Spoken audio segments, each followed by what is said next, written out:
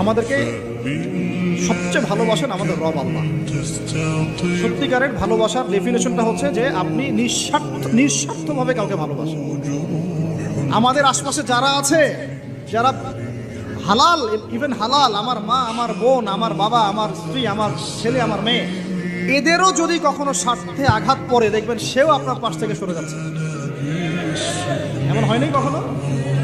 আপনার বন্ধু, আপনার ব্যবসার পার্টনার, আপনার বস, আপনার কলিগ, ওদের স্বার্থে আঘাত হলে ওরাও সরে যাচ্ছে পাশ থেকে। জিগরি দোষ সরে গেল পাশ থেকে, হয় না এমন?